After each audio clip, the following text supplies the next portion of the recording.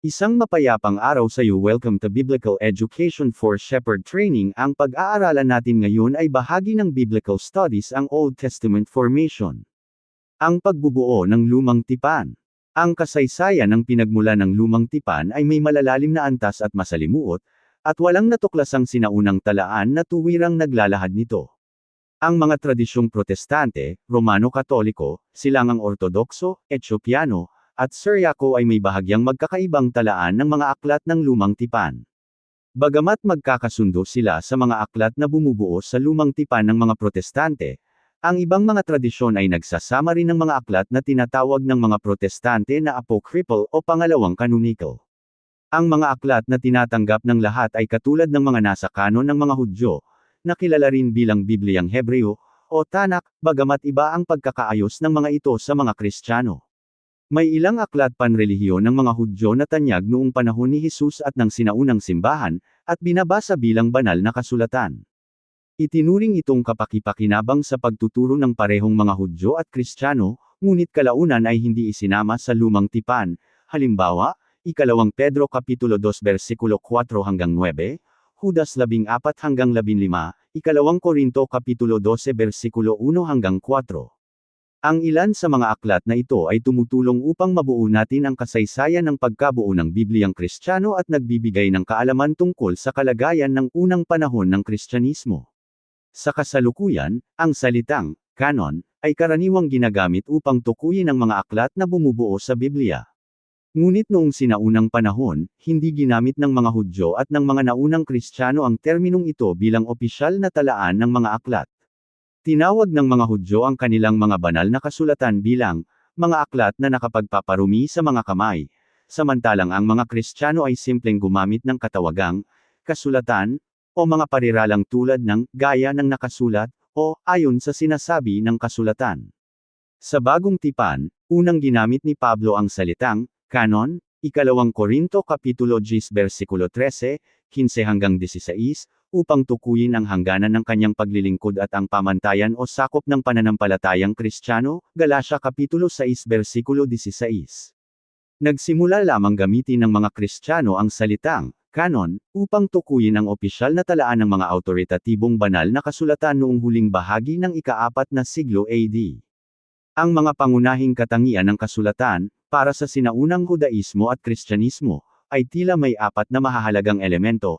Ito ay nakasulat na dokumento, pinaniniwalaang nagmula sa Diyos, naghahayag ng kalooban at katotohanan ng Diyos para sa mga mananampalataya, at nagsisilbing gabay sa pamumuhay ng buong komunidad at ng bawat individual. Ang simula ng konsepto ng kasulatan. Sa kabila ng kahalagahan ng batas sa pagkakakilanlan ng sinaunang Israel, halimbawa, Exodo Kapitulo 20, kakaunti lamang sa mga sumulat ng mga unang bahagi ng lumang tipan, tulad ng aklat ng mga hukom, 1 hanggang 2 Samuel, at 1 hanggang 2 mga hari, ang tuwirang tumutukoy sa kasulatan.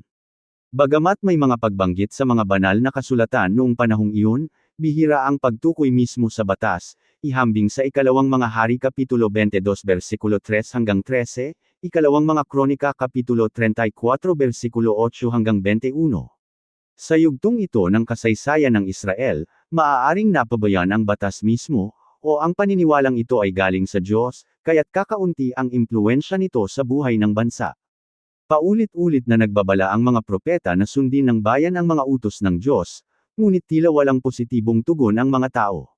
Gayunpaman, noong panahon ng paghahari ni Haring Josias ng Juda sa huling bahagi ng ika-7 siglo BC, natuklasan ng punong pari ang Aklat ng Batas, malamang ay ang Aklat ng Deuteronomio, 2 mga hari Kapitulo 22. Mula noon, ang pagiging awtoritatibo at galing sa Diyos ng mga banal na kasulatan ay kinilala ng buong bansa, at ang ilan sa mga ito ay itinaas sa antas ng kasulatan, kahit hindi pa tinatawag na kasulatan.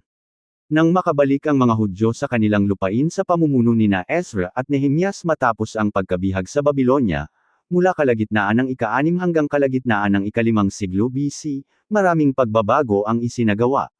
Nagsimula noon ang regular na pagbabasa at pagpapaliwanag sa mga batas ni Moises, ang Pentateuco o Torah, Nehemias Kapitulo 8 versikulo 1 hanggang 8. Mga unang kalipunan ng mga aklat ng lumang tipan. Malamang sa pagitan ng taong 400 hanggang 200 BC, maraming Hudyo ang nagsimulang mas kilalanin ang kahalagahan at banal na pinagmulan ng iba pang mga kasulatang propetiko ng Lumang Tipan, bukod pa sa batas ni Moises. Halimbawa, binabanggit sa ikalawang mga hari kapitulo 17 versikulo 13 ang batas at ang ilang mga propeta. Nagbabala si Yahweh sa Israel at Juda sa pamamagitan ng bawat propeta at tagapagpahayag, ayon sa buong batas na iniutos ko sa inyong mga ninuno, na ipinadala ko sa inyo sa pamamagitan ng aking mga lingkod na mga propeta. Bagamat hindi tiyak kung sinong mga propeta ang tinutukoy ng talatang ito, ipinapahiwatig nito na ang ilan sa kanila ay kinikilala na noong mga 400 BC, ihambing sa ikalawang mga hari kapitulo 17 versikulo 37, kung saan malinaw ang paalalang sundin ang batas ng Diyos. Ang aklat na pangalawang canonical na tinatawag na Sirach, o karunungan ni Jesus na anak ni Sirach, ay naglalahad ng mga propetang may impluwensya sa mga Hudyo sa pagitan ng 200 hanggang 180 BC. Binabanggit dito ang maraming tanyag na tao sa Israel, kabilang sina Moises, Nathan, David, Elias, Eliseo, Isaias, Jeremias, Ezekiel, Job, at Nehemias, Sirach 49:10. Binabanggit din dito ang aklat ng 12 maliliit na propeta at si Nehemias, Sirach 49:6, 8, 10, 13. Malamang ay hindi makikilala ng may akda ang mga taong kanyang binanggit kung hindi niya alam ang mga aklat na naglalahad ng kanilang buhay, kaya't ipinapahiwatig nito na ang mga aklat na ito ay tinanggap na bilang autoritatibo noong panahong iyon. Kaya naman, sa huling bahagi ng ikatlong siglo o simula ng ikalawang siglo BC, kinikilala na ng mga Israelita ang marami, kung hindi man ang karamihan, sa mga kilalang aklat ng Lumang Tipan bilang kasulatan. Ang aklat na pangalawang canonical na dalawang mga Makabeo, na isinulat noong unang bahagi ng ika-unang siglo BC, ay naglalahad ng ginawa ni Judas Macabeo matapos sirain ng haring Griego na si Antiochus IV Epiphanes ang maraming banal na aklat ng mga Hudyo at gumawa ng iba pang malulupit na gawain. Sinasabi dito, tinipon din ni Judas ang lahat ng aklat na nawala dahil sa digmaang dumating sa atin, at nasa ating pag-aari na ang mga ito. Kaya kung kailangan ninyo ang mga ito, magpadala kayo ng mga tao upang makuha ang mga ito para sa inyo. 2 Makabeo 14 minuto pasado alas 2:15. Hindi tiyak kung anong mga aklat ang tinutukoy, ngunit ayon sa isang Makabeo 56 minuto pasado alauna, ang mga natipong aklat ay kasama ang batas. Ang mga aklat ng batas na kanilang natagpuan ay pinagputol-putol at sinunog, bagong bersyon sa Filipino. Hindi malinaw kung ang mga aklat ng batas ay tumutukoy lamang sa Pentateuco, mula Genesis hanggang Deuteronomio, o sa kabuuan ng mga banal na kasulatan ng mga Hudyo. Tiyak na may mga kalipunan ng mga kasulatan ng mga Hudyo na lumalaganap sa lupain ng Israel, Palestina, noong ikalawa at ika-unang siglo BC, ngunit hindi alam kung anong mga akda ang kasama sa mga ito. Lahat ng aklat na bumubuo sa Bibliyang Hebreo, maliban sa Esther at Nehemias, ay natagpuan sa mga talaan ng Qumran, na tinatawag na mga balumbong ng dagat na patay, mula 250 BC hanggang 50 AD. Sa isa sa mga dokumentong ito na tinatawag na Miksat Mashatere, ang mga banal na kasulatan ay inilarawan bilang aklat ni Moises, mga aklat ng mga propeta, at ni David, malamang ay tumutukoy sa mga salmo. Binabanggit din dito ang mga talaan ng bawat salinlahi na maaaring tumukoy sa mga aklat ng kasaysayan tulad ng 1 hanggang 2 Samuel, 1 hanggang 2 mga hari, at 1 hanggang 2 mga kronika. Bagamat hindi tiyak kung anong mga aklat ang kabilang sa mga pangkat na ito, ipinapakita ng dokumentong ito na ang mga kasulatan ay nakapangkat na sa mga tiyak at kinikilalang kalipunan. Sa panahong ito, marami ring ibang aklat panrelihiyon, bukod pa sa mga bumubuo sa kasalukuyang Bibliyang Hebreo, ang binabasa at lumalaganap sa mga Hudyo, at kalaunan ay sa mga Kristiyano, noong mga siglo BC at AD. Kasama ng mga aklat ng Bibliyang Hebreo na natagpuan sa mga balumbong ng dagat na patay ay marami pang ibang akdang panrelihiyon, sa mahigit 700 maneskritong natuklasan, humigit kumulang 700 ang mga akdang hindi bahagi ng Biblia. Mga unang pagbanggit sa mga kalipunan at kanon ng Lumang Tipan. Ang Lumang Tipan, at ang mga panitikang Hudyo na isinulat sa pagitan ng Lumang Tipan at Bagong Tipan, ay nagpapatunay sa paniniwalang ipinadala ng Diyos ang kanyang mga mensahe sa pamamagitan ng mga propeta, tulad nina Moises at Isaias, gayon din sa pamamagitan ng mga salmo. Ang mga tagasunod ni Jesus ay nagmana ng paniniwalang ito tungkol sa mga banal na kasulatan, pati na rin ang mga kasulatang Hebreo, bagamat madalas itong binabasa sa wikang Griego. Nakuha rin nila ang karaniwang pagpapangkat ng mga kasulatan, lalo na ang batas at ang mga propeta, halimbawa, Lucas Kapitulo 24 versikulo 27. Sa pangkalahatan, ang mga pagbanggit sa bagong tipan ay tumutukoy lamang sa batas at sa mga propeta, tingnan ang Mateo Kapitulo 5 versikulo 17, 12 minuto pasado alas 7, Lucas Kapitulo 24 versikulo 27, Gawa Kapitulo 28 versikulo 23, ngunit sa Lucas Kapitulo 24 versikulo 44, binanggit ni Jesus na dapat matupad ang lahat ng nakasulat tungkol sa kanya sa batas ni Moises, sa mga propeta, at sa mga salmo.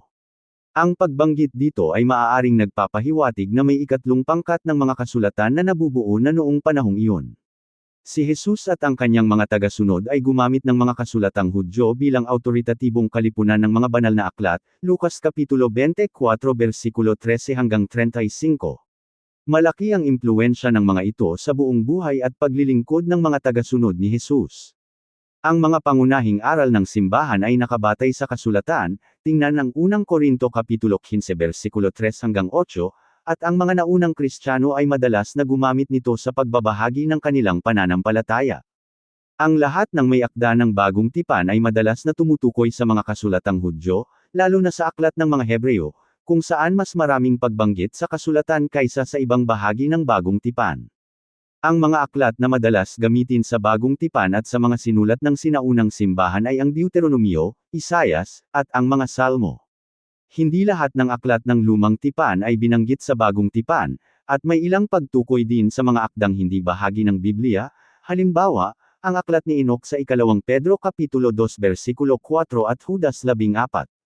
Noong huling bahagi ng ika-unang siglo AD, ang mananalaysay na si Josephus ang kauna-unahang manunulat na Hudyo na nagtakda ng tiyak na bilang ng mga aklat na bumubuo sa mga kasulatan ng kanyang bayan. Binanggit niya ang 22 aklat, na nakapangkat lamang ayon sa uri at hindi ayon sa tiyak na pamagat. Sa kanyang akdang tugon kay Appian, isinulat niya, ang ating mga aklat, ang mga tunay na kinikilala, ay 22 lamang, at naglalaman ng kasaysayan ng lahat ng panahon. Sa mga ito, 5 ang mga aklat ni Moises, na naglalaman ng mga batas at kasaysayan mula sa paglikha ng tao hanggang sa pagkamatay ng tagapagbigay ng batas. Ang mga propetang sumunod kay Moises ay sumulat ng kasaysayan ng kanilang sariling panahon sa 13 aklat. Ang natitirang 4 na aklat ay naglalaman ng mga papuri sa Diyos at mga gabay sa tamang pamumuhay ng tao.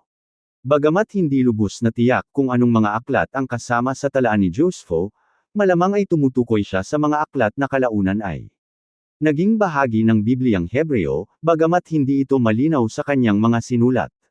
Sa parehong panahon din ni Josephus, ang may akda ng aklat na panghuling paghahayag na ika-4 na aklat ni Ezra ay tumutukoy sa 24 na aklat na dapat basahin ng lahat, maging ang karapat-dapat o hindi, ngunit mayroon ding 70 iba pang aklat na nakalaan para sa mga marurunong sa iyong bayan, sapagkat nasa mga ito ang bukal ng pagkaunawa, ang pinagmumulan ng karunungan, at ang ilog ng kaalaman, 4 na Ezra 14:45-47.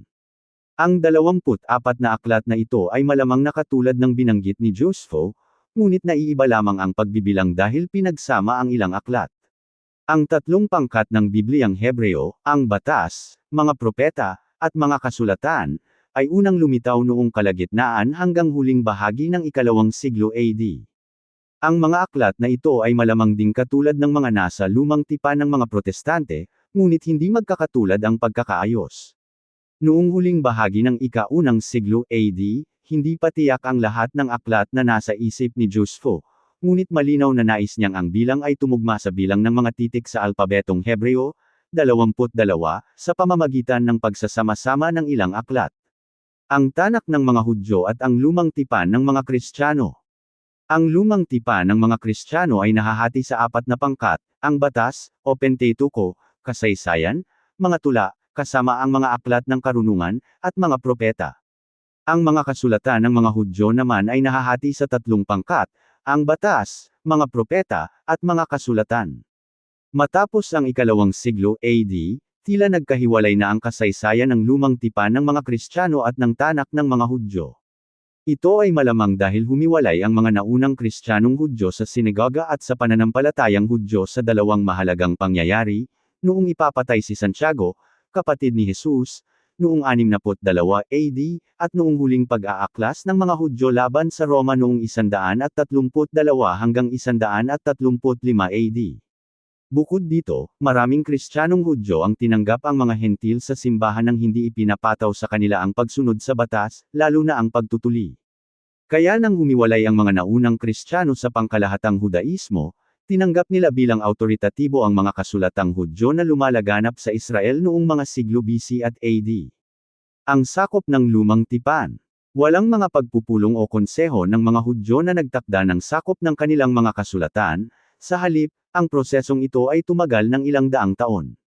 Gayun din, inabot din ng ilang daang taon bago matukoy ng mga Kristiyano ang sakop ng kanilang Lumang Tipan.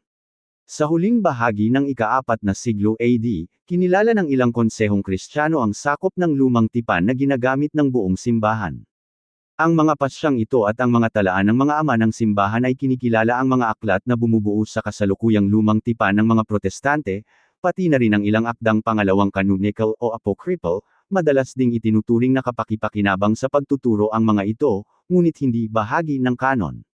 Sa mga sinulat ng mga ama ng simbahan, magkakaiba ang antas ng paggamit at pagkilala sa mga aklat na pangalawang canonical.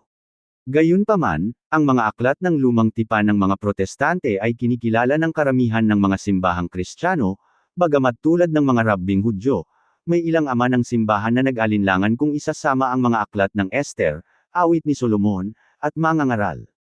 Sa kasalukuyan, ang mga akdang apocryphal o pangalawang canonical lamang ang pinagdedebatihan. Ang tiyak na talaan at katayuan ng mga ito ay bahagyang nagkakaiba depende sa paniniwala. Bago ang Reformasyong Protestante noong ika-16 na siglo AD, tinatanggap ng karamihan ng mga Kristiyano ang karamihan sa mga aklat na kinikilala ng mga Romano Katoliko at Silangang Ortodokso, dahil kasama ang mga ito sa mga saling Griego at Latin na madalas gamitin ng sinaunang simbahan, ang mga sinaunang Bibliyang Kristiyano tulad ng Codex Vaticanus, Codex Sinaiticus, at Codex Alexandrinus, mula ika-4 hanggang ika-5 siglo AD, ay naglalaman ng ilan sa mga aklat na ito. Ang unang edisyon ng Bibliyang King James ay mayroon ding mga aklat na apokripa, tulad ng ibang mga saling Protestante hanggang ika-17 siglo. Sa pangkalahatan, inalis na ng karamihan ng mga saling Protestante ang mga apokripa noong 1831, kung isasama pa man, inilalagay ang mga ito sa dulo ng Lumang Tipan at hindi kasama sa mga pangunahing aklat, bagamat hindi pa lubos na nagkakasundo ang lahat ng simbahan sa kabuuang sakop ng kanilang Lumang Tipan. Magkakasundo silang lahat na dapat isama ang mga aklat na bumubuo sa Lumang Tipan ng mga Protestante. Maraming salamat sa iyong pakikinig. Ako si Pastor Jeff Flores, ang nagsasabing sa Diyos ang lahat ng papuri.